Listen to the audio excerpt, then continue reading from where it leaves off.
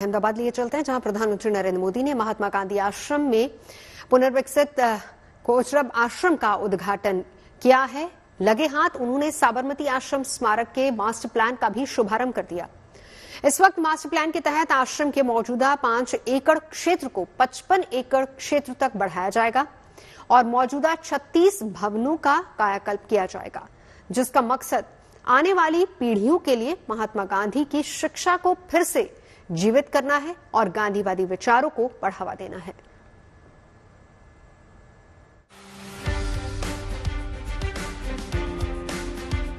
हमारे इन महापुरुषों ने हमारे लिए बहुत कुछ छोड़ा है। हमें आधुनिक स्वरूप में उसको जीना सीखना पड़ेगा और मेरी कोशिश यही है। बापू की प्रेरणा हम अपने भीतर स्पष्ट रूप से अनुभव कर सकते हैं। मैं पूज्य बापू के चरणों में नमन करता हूं, उन्हें श्रद्धांजलि देता हूं। दांडी यात्रा की 94 साल पूरे हुए तो पीएम मोदी ने इस ऐतिहासिक दिन पर साबरमती आश्रम के विकास परियोजना का मास्टर प्लान लॉन्च कर दिया, जिसके लिए खुद प्रधानमंत्री आज साबरमती आश्रम पहुंचे, जहां रिमोट का बटन दबाकर उन्होंने अपने इस ड्रीम प्रोजेक्ट की आधारशिला रखी।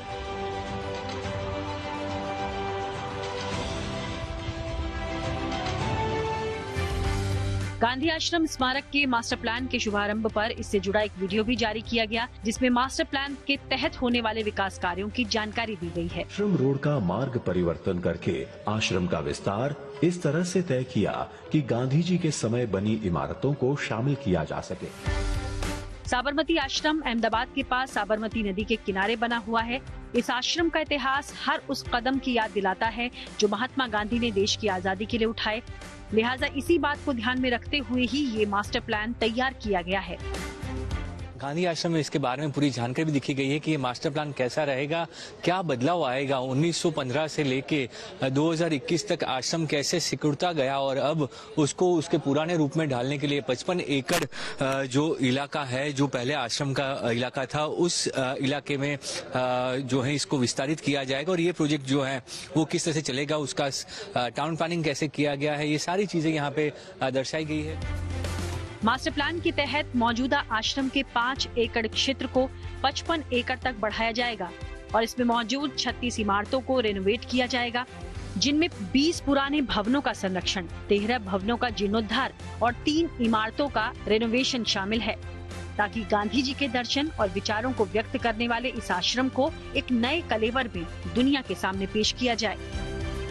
जो देश अपनी विरासत नहीं संजो पाता, वो देश अपना भविष्य भी खो देता है। बापू का ये साबरमती आश्रम देश की ही नहीं, ये मानव जात की ऐतिहासिक धरोहर है। आने वाले समय में ये पुनर्निर्माण देश और विदेश के लोगों में एक नया आकर्षण पैदा करेगा। साबरमती आश्रम को देखने के लिए हर साल देश ही नहीं बल्कि दुनिया भर से भी लोग आते हैं। पर्यटकों की ये संख्या साल दर साल बढ़ रही है। लिहाजा इस बढ़ती हुई संख्या को देखते हुए यहाँ कई विकास कार्य किए जाएंगे, जिनमें महात्मा गांधी की यादों को सहेजने पर ज्यादा जोर दिया जाएगा, जिसका मकसद आने वाली पीढ़ियों के लिए महात्मा गांधी की शिक्षा को फिर से जीवित करना है और गांधीवादी विचारों को बढ़ावा देना है। जब गांधी यहाँ थे और 1930 में जब दांडी के लिए गए, तब ये आश्रम का विस्तार करीब 100 एकड़ था। तो उस दफे कुछ 61, 62 पुराने इमारतें थी और वो अभी भी है, लेकिन इतने साल में लोग उसको देख भी नहीं सकते थे। तो जब श्री नरेंद्र मोदी जी चीफ मिनिस्टर थे, तब से उनका एक विजन था कि लोग सारा आश्रम जो था गांधी जी के समय में, वो आश्रम वो देख सके और वो आश्रम एक जो विस्तृत आश्रम है उसका उनको अनुभव हुए जैसे अभी कुछ छोटी जगह में होते हैं। साबरमती आश्रम के इस पुनर्निर्माण प्रोजेक्ट पर करीब 1200 करोड़ रुपए खर्च होंगे। ताकि इसे एक वर्ल्ड क्लास मेमोरियल के रूप में तैयार किया जा सके। अहमदाबाद से ब्रिजेश दोषी के साथ bureau report, good news today.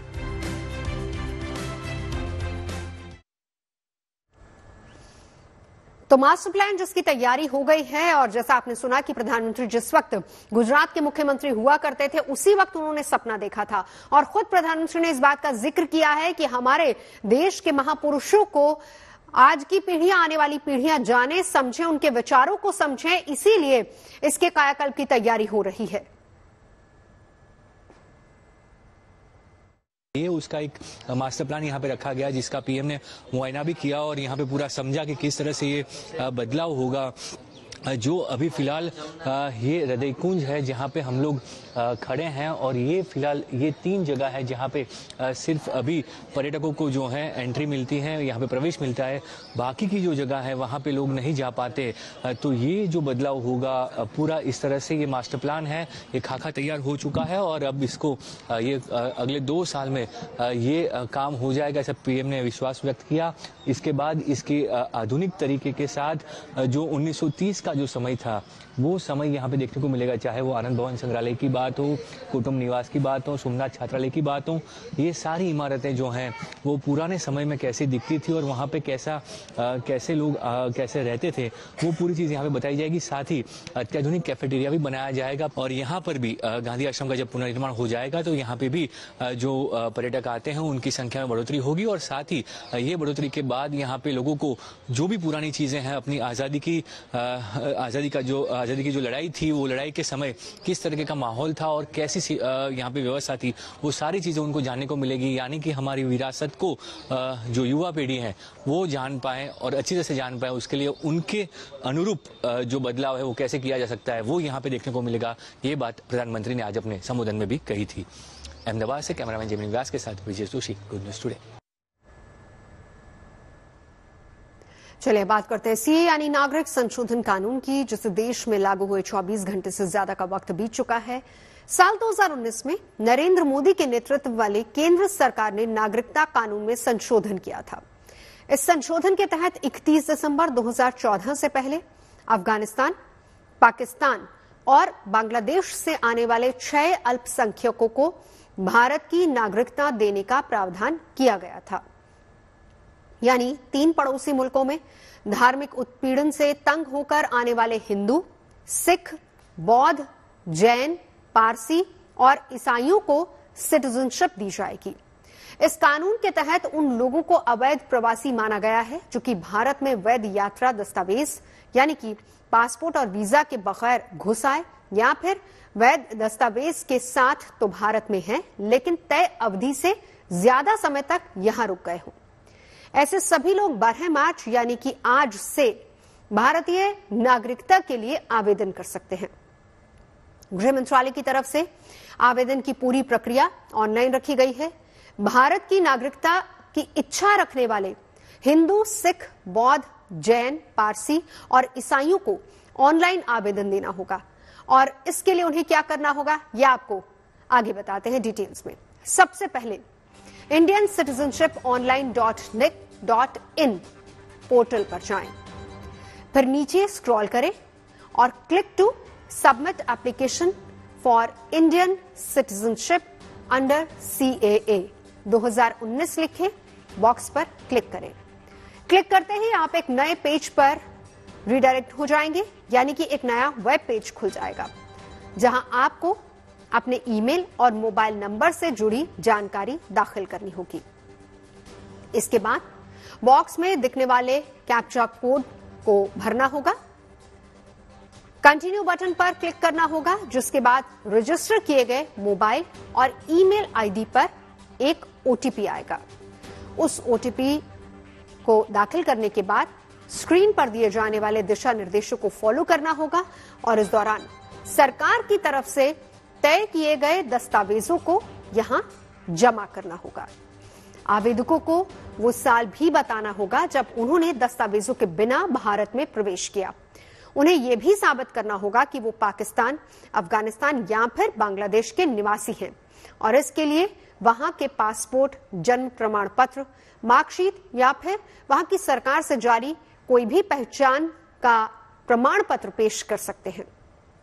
नागरिकता के आवेदन पर एक सीमित समिति फैसला लेगी, जिसमें जनगणना निदेशक, IB, foreign regional registration office, post office और राज्य सूचना अधिकारी शामिल होंगे और फिर उसे एम्पावर्ड कमेटी को भेजा जाएगा।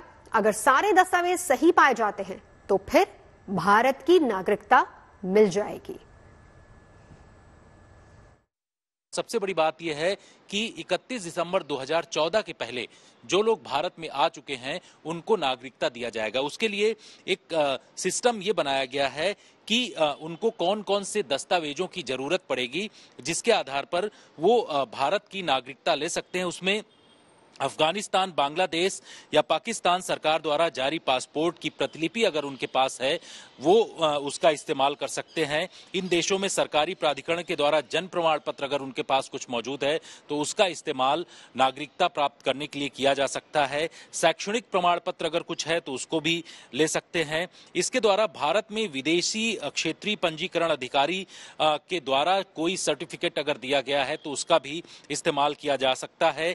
किराएदार भूमि या किराएदारी रिकॉर्ड कोई अगर उनके पास है तो वो भी उनको इसमें इस्तेमाल कर सकते हैं वो। साथ ही अफगानिस्तान या बांग्लादेश या पाकिस्तान में सरकारी अधिकारियों के द्वारा कोई उनको दस्तावेज दिया गया है तो उनको इसका इस्तेमाल करके भारत की नागरिकता लिया जा सकता है। और ये तमाम दस्तावेज जब उनको नागरिकता का प्रमाण पत्र देने के लिए बुलाया जाएगा तो उस दौरान उनको ये देना होगा और वो तमाम सिस्टम कंप्यूटर पर जो वहां पर अधिकारी मौजूद होंगे उनको फुलफिल अगर कर लेंगे तो उनको किसी भी तरीके की दिक्कत नहीं होगी।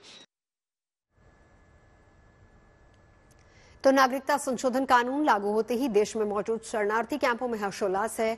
दिल्ली के आदर्श नगर इलाके में भी रिफ्यूजी कैंप है, जहां ऐसे कई परिवार हैं जिन्होंने पाकिस्तान में धार्मिक आधार पर प्रताड़ित किए जाने के बाद भारत का रुख किया।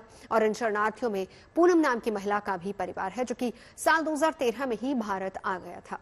पूनम और उनके परिजन इस शरणार्थी कैंप में आने वाले पहला परिवार है जिन्हें पाकिस्तान में हिंदू त्योहारों तक को मनाने की इजाजत नहीं थी। हम मौजूद हैं दिल्ली के आदर्श नगर रिफ्यूजी कैंप में, यानी कि वो जगह जहां पर पाकिस्तानी हिंदूज की बस्तियां हैं। जब वो आए वहां से तो यहाँ पर आकर उन्होंने बसेरा किया।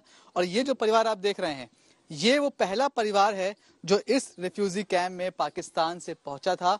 2013 में ये परिवार यहाँ पर आया था। तब से इसी तरह से कुछ ना कुछ काम करके ये अपने जीवन को आगे बढ़ा रहे हैं। लेकिन आज इनके लिए भी एक खुशी का पल है ये जानकर कि अब बहुत जल्द इनको भी नागरिकता यहाँ पर आसानी से मिल पाएगी। क्या नाम है आपका? पूनम। पूनम जी, अब तो आप लोग को नागरिकता जल्दी मिल जाएगी। ये बात आपको थोड़ी राहत पहुंचा रही है कि जहां हम शरण लेने आए हैं वहीं के नागरिक होकर रह जाएंगे कानूनी तौर पर? हाँ, हम बस यही चाहेंगे कि बहुत बहुत धन्यवाद, हमको नागरिकता मिल जाए। बहुत खुश हैं यही बात सुन के, कब हम यहीं के हो जाएं, हमारे आधार कार्ड ये सब बन जाए, बच्चों का एडमिशन स्कूल में हो जाए, ये नागरिकता मिलेगी तो बस हमको यही खुशी होगी। क्या समस्याएं थी वहाँ पर? एक हिंदू होने के नाते वहाँ किस तरह की दिक्कतें आप लोगों को झेलनी पड़ती थी? वहीं पे बस पढ़ाते लिखाते नहीं थे, बस घरों में रहते थे, इसीलिए बहुत दिक्कत थी। इसीलिए हम वहाँ से यहीं आ गए हैं। कुछ अत्याचार करते थे, परेशान करते थे? हाँ, वहीं से परेशान बहुत करते थे। कोई त्योहार नहीं मनाने देते थे, कोई कुछ भी नहीं करने देते थे। जवान बेटियां बाहर नहीं जाती थी। हिंदू धर्म वहीं का नहीं था, इसीलिए हिंदू की वहीं कदर है ही नहीं थी। इसीलिए हम वहाँ से यहीं आ गए हैं। अब यहाँ हम बहुत खुश हैं। और अगर वहाँ पे आप त्योहार कोई हिंदू वाला मना लें या फिर बेटियां बाहर चली जाएं तो फिर क्या होता था? 2-3 बातें सुना देते हैं, कोई कुछ बता देते हैं, कोई कुछ बता देते हैं। आप क्यों त्योहार मना रहे, क्यों ऐसे कर रहे हो, जैसे डराने वाली बात कर देते थे। तो हम छुप के ही दिवाली मनाते थे बस। अच्छा, तो सोचिए वहाँ पर इन्हें छुप कर अपना ही त्योहार दिवाली मनाना पड़ता था। भारत की नागरिकता मिलने का रास्ता साफ होने पर इस शरणार्थी कैंप में पाकिस्तान से आए दूसरे परिवार भी खुश नजर आ रहे हैं। उन्होंने जय श्री राम के जयकारे भी लगाए।